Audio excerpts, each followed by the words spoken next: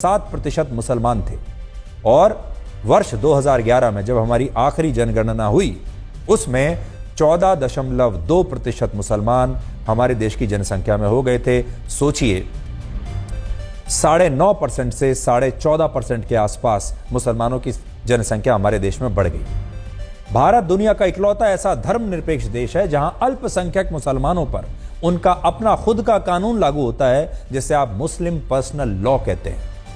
क्या आपने कभी सुना है कि पाकिस्तान, बांग्लादेश, अफगानिस्तान या ईरान में भी वहां के अल्पसंख्यक हिंदुओं के लिए उनका अपना कोई पर्सनल लॉ लागू होता हो? इसके अलावा जब ईरान जैसे देश हिंदुओं को अल्पसंख्यक तक नहीं मानते, तब भारत में अल्पसंख्यक वर्ग के लिए एक अलग से मंत्रालय है और इस अल्पसंख्यक मंत्रालय का सालाना बजट 3000 करोड़ रुपए से ज्यादा का है। ईरान में शादीशुदा मुस्लिम महिलाओं को नौकरी करने से पहले अपने पति से अनुमति लेना अनिवार्य है, लेकिन भारत में मुस्लिम महिलाओं पर ऐसी कोई बाध्यता नहीं है।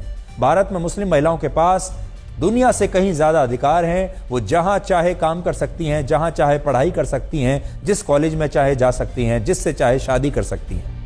भारत में मुस्लिम महिलाएं सार्वजनिक स्थानों पर अपनी मर्जी से हिजाब पहन भी सकती हैं और न पहनने का फैसला भी ले सकती हैं, लेकिन मुस्लिम देशों में हिजाब पहनना महिलाओं के लिए अनिवार्य है और फ्रांस, बेल्जियम और नेदरलैंड्स और डेनमार्क जैसे धर्मनिरपेक्ष देशों में सार्वजनिक स्थानों पर मुस्लिम महिलाओं के हिजाब पहनने पर प्रतिबंध है।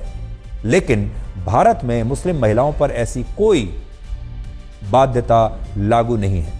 भारत का संविधान कहता है कि यहां कोई भी मुसलमान इस देश का पार्षद बन सकता है, विधायक बन सकता है, सांसद, मंत्री, मुख्यमंत्री, प्रधानमंत्री, राष्ट्रपति तक बन सकता है।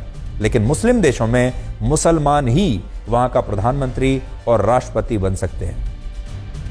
चीन में सरकारी नौकरी करने वाले मुसलमानों के दाढ़ी रखने पर प्रतिबंध है। मस्जिदों पर लाउडस्पीकर के इस्तेमाल पर बैन लगा है। चीन में मुसलमान अपने बच्चों का नाम मोहम्मद और इमाम नहीं रख सकते, लेकिन इसके बावजूद ईरान जैसे देशों को चीन के मुसलमानों की पीड़ा बिल्कुल दिखाई नहीं देती। चीन के खिलाफ उनका एक शब्द नहीं निकलता। और हमारे देश में आपने देखा होगा, मुस्लिम धर्म को, जो इस्लाम धर्म को मानने वाले मुसलमान हैं, हमारे देश में राष्ट्रपति रह चुके हैं, हमारे देश में मंत्री रह चुके हैं, सुप्रीम कोर्ट के चीफ जस्टिस रह चुके हैं, सुप्रीम कोर्ट के जज रह चुके हैं, हमारी क्रिकेट टीम के कप्तान रह चुके हैं, क्रिकेट टीम में खेल चुके हैं, बाकी के खेलों की टीम में रह चुके हैं, कप्तान रह चुके हैं। और फिल्म इंडस्ट्री में अगर आप देखें, शाहरुख खान, आमिर खान और सलमान खान जैसे जो कलाकार हैं वो भी मुसलमान हैं और देख लीजिए आज वो कितने लोकप्रिय हैं। तो आज के लिए ब्लैक एंड व्हाइट में इतना ही।